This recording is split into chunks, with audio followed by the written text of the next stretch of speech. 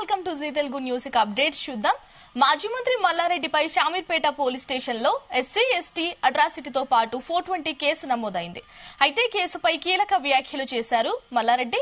47 ఎకరాలు తాను కబ్జా చేయలేదన్నారు. తనకు భూ కబ్జాలతో ఎలాంటి సంబంధం లేదని తేల్చి చెప్పారు.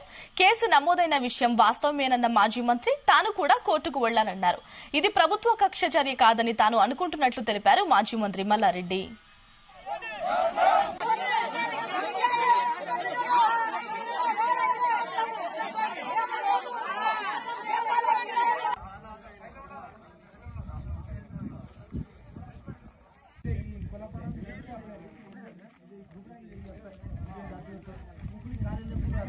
మంత్రి మల్లారెడ్డి ఆక్రమించుకుంటూ మల్లారెడ్డి మన యొక్క భూమిని ఆక్రమించుకుంటూ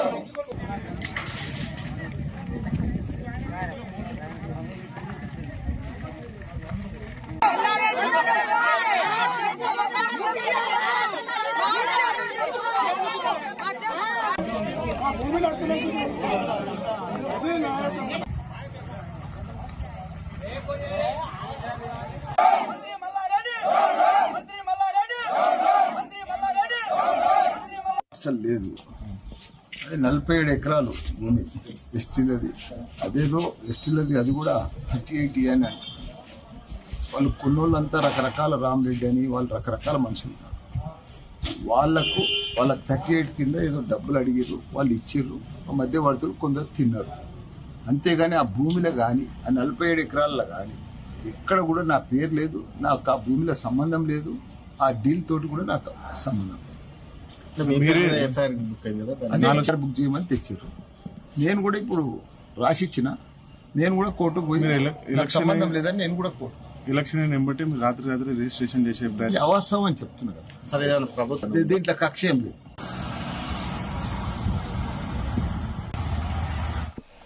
మాజీ మంత్రి మల్లారెడ్డిపై షామీర్పేట పిఎస్ లో ఎస్సీ ఎస్టీ అట్రాసిటీతో పాటు 420 కేసు నమోదైంది. అయితే ఈ కేసుపై కీలక వ్యాఖ్యలు చేశారు మంత్రి.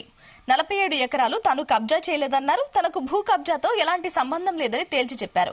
కేసు నమోదైన విషయం వాస్తవమేనన్న మాజీ మంత్రి తాను కూడా కోర్టుకు వెళ్తానన్నారు. ఇది ప్రభుత్వ కక్ష చర్య కాదని తాను అనుకుంటున్నట్లు తెలిపారు మాజీ మంత్రి మల్లారెడ్డి. రైట్గా ఇదే అంశానికి సంబంధించిన అప్డేట్స్ తెలుసుకుందాం. మా క్రైమ్ బ్యూరో రవితేజ అందిస్తారు. రవితేజ, భూ కబ్జా ఆరోపణలపై మాజీ మంత్రి మల్లారెడ్డి స్పందించారు. నిన్న కేశవరం గ్రామం, మేడ్చల్ జిల్లా కేశవరం గ్రామంలో, చింతపల్లి మండలంలోని కేశవరం గ్రామంలో 47 ఎకరాలు మాజీ మంత్రి మల్లారెడ్డి తన అధికారాన్ని అడ్డుపెట్టుకుని తమ 9 మంది అనుచరులతో కలిపి 47 ఎకరాల భూమిని కబ్జా చేశాడు. అది సర్వే నెంబర్ 33, 34, 35లో మొత్తం 47 పాయింట్ చేంజ్ ఉన్నటువంటి ఈ భూమిని కబ్జాకు పాల్పడ్డాడు. పూర్తిగా హద్దులను తన ఆధీనంలోకి తీసుకొని ఎవరిని రానివ్వకుండా చుట్టుముట్టు బౌండరీ వాల్స్ ఫిక్స్ చేసి దాన్ని పూర్తిగా స్వాధీనం పరుచుకొని దాన్ని ప్రైవేట్ వ్యక్తులకు అమ్మేటువంటి ప్రయత్నాలు చేశారన్నట్టు కూడా గతంలోనే షామీర్పేట పోలీసులకు గిరిజనులందరూ కూడా ఫిర్యాదు చేసిన మంత్రి మల్లారెడ్డి పేరుని దాంట్లో మెన్షన్ చేయకుండా కేవలం వారి అనుచరుల పేర్లు మాత్రమే దాంట్లో మెన్షన్ చేసి కేసు నమోదు చేసినట్టుగా గిరిజనులకు ఆ ఇన్ఫర్మేషన్ చేరడంతో నిన్న షామీర్పేట పోలీస్ స్టేషన్ ఆవరణలో బైఠాయించి చాలా సేపటి వరకు కొన్ని గంటలు తరబడి వాళ్ళు రోడ్డుపైన ఆందోళన వ్యక్తం చేస్తూ మంత్రి మల్లారెడ్డి కేసుని వ్యక్తి పేరుని ఎఫ్ఐఆర్ లో ఇంక్లూడ్ చేయాలి, అతన్ని అరెస్ట్ చేయాలి, అతన్ని జైలు పంపాలంటూ కూడా పెద్ద మొత్తంలో ఆందోళన చేసినటువంటి వెంటనే ఎఫ్ఐఆర్ లో మాజీ మంత్రి మల్లారెడ్డి పేరుని ఇంక్లూడ్ చేస్తూ మొత్తం 9 మంది 10 మందిని ఈ కేసులో 420 ఎస్టీ అట్రాసిటీ కేసు నమోదు చేస్తూ పోలీసులు ఆ ఎఫ్ఐఆర్ కాపీని కూడా గిరిజనులకు అందజేయడం జరిగింది. ఆ విషయంపై నిన్న నుంచి వస్తున్నటువంటి ఆరోపణలపైన ఇంతకు ముందే తన సొంత నివాసంలో మంత్రి మల్లారెడ్డి స్పందిస్తూ ఇది ప్రభుత్వ కక్ష చర్యింపు కాదు అనేది మాత్రం తెలుస్తా ఉంది. తనపై వస్తున్నటువంటి ఆరోపణల్లో వాస్తవం లేదు. ఆ భూమికి నాకు ఎలాంటి సంబంధం లేదు. తన పైన కేసు నమోదైనటువంటి విషయం తనకు తెలిసినని దానిపై నేను న్యాయ పోరాటానికి సిద్ధంగా ఉంటాను, కోర్టుకు వెళ్లి కోర్టులో తేల్చుకుంటానంటూ మాత్రం ఈ రకమైనటువంటి స్టేట్మెంట్ ఇవ్వడం జరిగింది. గిరిజనులైతే మల్లారెడ్డి తన అనుచరుల బృందాన్ని పంపించి ఈ లంబాడీల గిరిజనుల భూములని కాజేస్తే కోట్లాది రూపాయలుగా దండుకోవచ్చు, దీన్ని రియల్ ఎస్టేట్ వ్యాపారం కిందకి మార్చి ప్లాటింగ్స్ లాగా అమ్మకోవచ్చు అనే ఒక ఆలోచనతోటే ఈ ప్రభుత్వం ఇచ్చినటువంటి ఈ 47 ఎకరాల భూమిని వీరు కబ్జా చేసేటువంటి ప్రయత్నాలు చేశారు. గతంలో ఎన్నిసార్లు ఫిర్యాదు చేసినా పోలీసులు పట్టించుకోలేదు. నిన్న ఒక్కసారిగా వందలాది మందిగా రోడ్డుపైకి వచ్చి ఆందోళన వ్యక్తం చేయడము, నిరసన చేయడము, పోలీసులకు వ్యతిరేకంగా నినాదాలు చేయడంతో ఒక్కసారిగా ఉద్రిక్త వాతావరణం నెలకొన్నటువంటి వెంటనే పోలీసులు 420 ST/SC అట్రాసిటీ కింద మాజీ మంత్రి మల్లారెడ్డి మరియు మొత్తం 9 మంది వారి కుటుంబ సభ్యులు, అతని పేరుపై ఉన్నటువంటి బినామీలు, అతను తెలిసినటువంటి సన్నిహితులు, బంధువులు మొత్తం 9 మంది పైన కేసు నమోదు చేయడం జరిగింది. వారందరికీ కూడా ఈ రోజు నోటీసులు జారీ చేసి 24 గంటల్లో వివరణ ఇవ్వాలంటూ కూడా ఆదేశాలు జారీ చేసేటువంటి అవకాశం ఉంది. దీనిపైన మల్లారెడ్డి స్పందిస్తూ ఆ భూమికి గాని ఆ భూ కబ్జా కానీ తనకు ఎలాంటి సంబంధం లేదని, దీనిపై న్యాయ పోరాటానికి నేను కోర్టుని అప్రోచ్ అయ్యి కోర్టు ద్వారా ఈ విషయాన్ని తెలుసుకుంటానంటూ మాత్రం ఈ రోజు స్టేట్మెంట్ ఇవ్వడం జరిగింది. మళ్ళీ గిరిజనులు కూడా ఈ స్టేట్మెంట్ విన్న తర్వాత ఆందోళనకు సిద్ధమవుతా ఉన్నారు. తనే రెవెన్యూ అధికారులను, మున్సిపల్ అధికారులను మేనేజ్ చేసి పోలీసులను పెట్టి తమను భూమిలో నుంచి వెలగొట్టి ఆ భూమిని కబ్జాకు ప్రయత్నం చేశాడు. వాటికి సంబంధించి కొన్ని ఆధారాలు కూడా పోలీసుకు సమర్పించినప్పటికీ మళ్ళీ మంత్రి మల్లారెడ్డి ఈ రోజు తనకు సంబంధం లేదు, తన కబ్జాకు పాల్పడలేదు, తన పైన వస్తున్నటువంటి ఆరోపణలు అవాస్తవం అంటా ఉన్నాడు. కాబట్టి గిరిజనులు దీనిపైన పెద్ద మొత్తంలో మళ్ళా రాష్ట్ర వ్యాప్తంగా అన్ని సంఘాలన్నీ కలుపుకొని వీరు పెద్ద మొత్తంలో ఆందోళనకు సిద్ధమవుతున్నట్టుగా సమాచారం అందుతోంది. పోలీసులు నమోదు చేసినటువంటి చట్టపరమైనటువంటి కేసుని దృష్టిలో పెట్టుకుని వీరందరికీ నోటీసులు జారీ చేసి మాజీ మంత్రి మల్లారెడ్డిని సైతం పోలీస్ స్టేషన్ కి పిలిపించి అతనిపై నమోదైనటువంటి కేసు విషయంలో అరెస్ట్ చేసి రిమాండ్ చేయాలని ఒక ప్రధాన డిమాండ్ తోటే నిన్నటి వరకు గిరిజనుల యొక్క ఆందోళన సాగింది. కాబట్టి ఈ రోజు సంబంధం లేదు అంటూ మాత్రం మంత్రి అంటా ఉన్నాడు. సంబంధం ఉంది అనేది మాత్రం గిరిజనులు అంటున్నారు. ఇది పోలీస్ ఇన్వెస్టిగేషన్ లో తేలి నిజంగానే కబ్జాకు పాల్పడ్డాడు, బెదిరించాడు, వారి భూమిలోకి రాకుండా అడ్డుకున్నాడంటే మాత్రం ఖచ్చితంగా మంత్రి మల్లారెడ్డిని అరెస్ట్ చేయాల్సినటువంటి అవకాశాలు ఉంటాయి. గాయత్రి, మొత్తం ఎంతమంది పైన కేసు నమోదు చేశారు రవితేజ?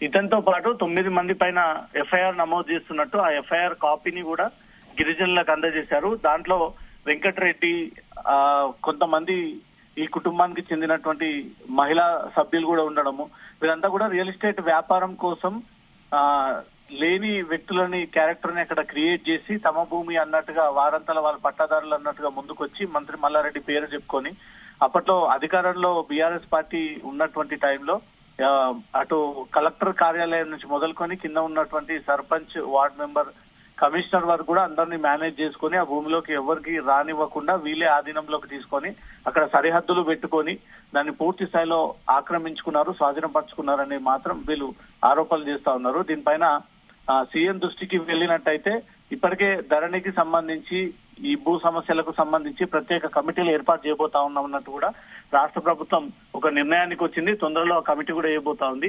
ఈ అంశం ఇప్పుడిప్పుడే రైజ్ అయింది కాబట్టి ఈ అంశాన్ని కాస్త కమిటీకి అప్పగించి ఇది వాస్తవంగా ఎవరి భూమి, ఎవరి నుంచి ఎవరికి వచ్చింది, దాంట్లో పొజిషన్లో ఎవరు ఉన్నారు, ఎవరు దాన్ని కబ్జాలో ఉన్నారు, ఎవరు దాన్ని భూ కబ్జా చేసేటువంటి ప్రయత్నాలు చేశారు, గిరిజనులు చెప్తున్నారు దాంట్లో వాస్తవాలు ఉన్నాయా లేవా, ఒకవేళ మాజీ మంత్రి మల్లారెడ్డి కబ్జా చేసినట్టయితే ఆ భూములన్నీ కూడా మళ్ళీ తిరిగి ఆ బాధితులకు అందజేయాలంటూ కూడా ఈ కమిటీని ఆదేశించేటువంటి అవకాశాలు ఉన్నాయి. కాబట్టి ఈ కమిటీ త్వరలో పూర్తి స్థాయిలో బాధ్యతలు తీసుకున్న తర్వాత తెలంగాణ వ్యాప్తంగా ఉన్నటువంటి ఈ భూ సమస్యలన్నిటిపై కూడా దృష్టి పెట్టి ఎక్కడెక్కడ బీఆర్ఎస్ ప్రభుత్వం 10 ఏళ్ల పాటు అధికారంలో ఉన్న తర్వాత గిరిజనుల భూములని, మధ్యతరగతి భూములని, నిరుపేదల భూములని లాక్కొని దౌర్జన్యం చేసి దాంట్లో వీరు బోర్డు పార్టీ ఇన్ని రోజులుగా అక్రమంగా దాంట్లో చొరబడి ఉన్నారు, వాళ్ళందరూ కూడా విముక్తి కలిగేటువంటి అవకాశం ఉంది. కాబట్టి మాజీ మంత్రి మల్లారెడ్డి కబ్జా ఆరోపణలకు సంబంధించి పోలీసులు అయితే ఈ కేసుని నమోదు చేసి దర్యాప్తు చేపడతా ఉన్నారు. గాయత్రి, రవితేజ, ఈ కేసులో తహసీల్దార్ పాత్ర పైన ఆరా తీస్తున్నారా?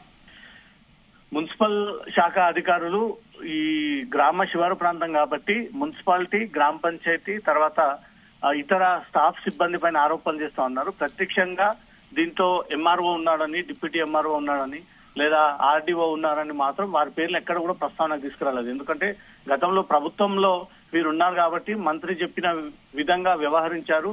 ప్రత్యేకంగా వారి ఇంట్రెస్ట్ చూపించి ఈ భూమిని మంత్రి మల్లారెడ్డికి అప్పగించేటువంటి ప్రయత్నాలు చేసినట్టుగా కూడా గిరిజనులు ఎక్కడ కూడా ఆరోపణలు అయితే చేయలేదు. మంత్రి మల్లారెడ్డి తన అనుచరుల బృందము 9 మంది కలిసి ఆ భూమిని కాజేసి వారి పేరుపైకి ఎక్కించుకొని ధరణిలో అధికారికంగా వాళ్ళ పేర్ల పైన కూడా పట్టా చేయించుకొని ఆక్రమణకు గురి చేసి తమల్ని రానివ్వకుండా బెదిరిస్తా ఉన్నట్టు కూడా గతంలో ఫిర్యాదు చేసినా పట్టించుకోలేదు. ఇప్పుడు ప్రభుత్వం మారిన తర్వాత కాంగ్రెస్ అధికారంలోకి వచ్చినటువంటి వెంటనే ఫిర్యాదు ఇచ్చిన తర్వాత ఇమ్మీడియట్ గా పోలీసులు కేసు నమోదు చేశారు. దాంట్లో మల్లారెడ్డి పేరు లేకపోవడంతో మాత్రం నిన్న గొడవ చేయడంతో ఆ గొడవని కాస్త పోలీసులు ఇష్యూ పెద్దగా అవుతా ఉంది. రాష్ట్ర వ్యాప్తంగా ఇది దుమారం అయ్యేటువంటి ఛాన్స్ ఉన్నటువంటి దృష్టి పెట్టుకొని మళ్ళీ తిరిగి మాజీ మంత్రి పేరుని దాంట్లో ఇంక్లూడ్ చేసినట్టుగా తెలుస్తోంది. ప్రత్యేకంగా రెవెన్యూ మున్సిపల్ అధికారులు దీంట్లో ఉన్నారు, వీరే ఈ రకంగా తప్పుడు పత్రాలను క్రియేట్ చేశారంటూ మాత్రం గిరిజనుల నుంచి అలాంటి ఆరోపణలు లేవు. కానీ మాజీ మంత్రి మల్లారెడ్డి తన అనుచరుల బృందంతో భూ కబ్జాకు ప్రయత్నం చేశాడని మాత్రం నిన్న ఆందోళన వ్యక్తం చేయడం జరిగింది. దీనిపైన పోలీసులు ఎలాంటి స్టెప్ తీసుకోబోతా ఉన్నారనేది మాత్రం ఈ రోజు సాయంత్రం లోపు ఒక క్లారిటీ రానుంది. Thank you Raviteja.